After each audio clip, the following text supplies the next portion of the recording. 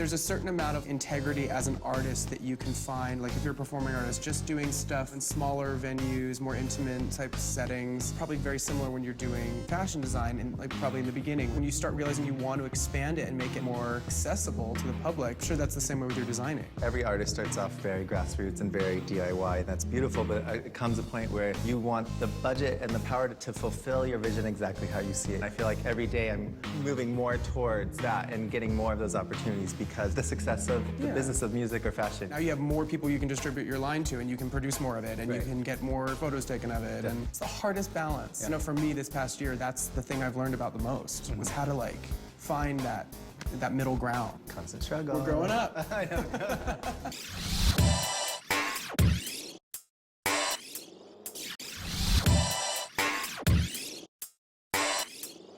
We've known each other for a really long time. I think you were one of the first like freaky people I met when I moved here. And you had these platforms that were like... It's funny, you know, like many musical artists, I'm inspired by clothes. And when I'm in something or wearing something, I'm in a different creative space when I'm writing a song. Or if I'm performing on stage, it puts me where I want to be in my imagination, you know, what world I want to live in. What would I be dressed in while I was telling that story? What Obviously heels. Obviously a wedge, A generous masculine wedge.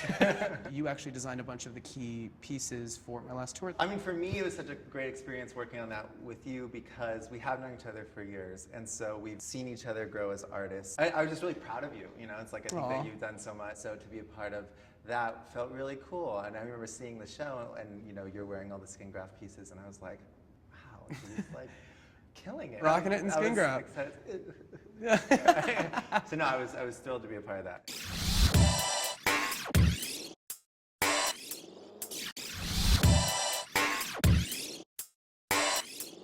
When I was in college, I used to make like hippie pants, corduroy pants, and sell them. You know, I went to Santa Cruz, so I was a total hippie with like one little dreadlock. Were you doing like the jeans where you cut out a triangle and put it? Like patchwork, super tacky. Hemp jewelry, the whole bit. The whole thing. I used to wrap my head in a scarf. And it's like, does he have dreads? Does he not? You could stick a couple Velcro ones in there just underneath the lip of the bandana. Totally.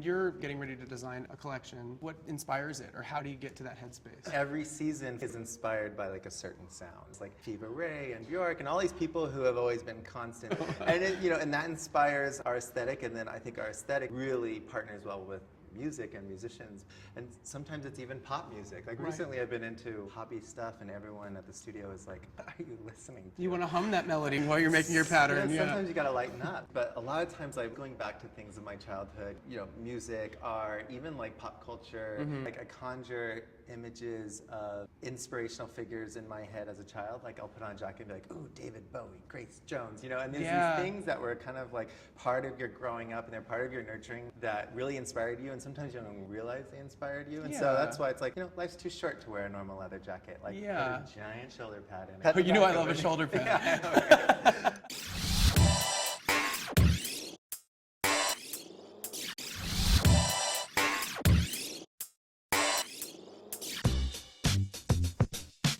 What originally inspired you to begin designing? I was traveling with a performance troupe as a stilt walker, and I kind of learned costume making and how that helps tell a narrative. And as soon as the tour was over, I met my previous business partner, Cassidy, and we formed Skingraft together. Our first things were held together with glue and really horrible sewing. And with that, there's this freedom that I think really birthed a process and an aesthetics that wasn't held back by any rules, very unique and one of a kind. And I feel that way about your voice. It's like you can pinpoint it out of every single voice. Thanks. And I think that that probably was birthed by just coming from... Right, you know, when you finally hone in on that as an artist, when it's coming from just your imagination, there's no limit. And the more you immerse yourself in your craft, whatever it may be, you learn. Totally. You go, okay, that didn't work, next. Plenty of mistakes, plenty of trial and error. You and me both.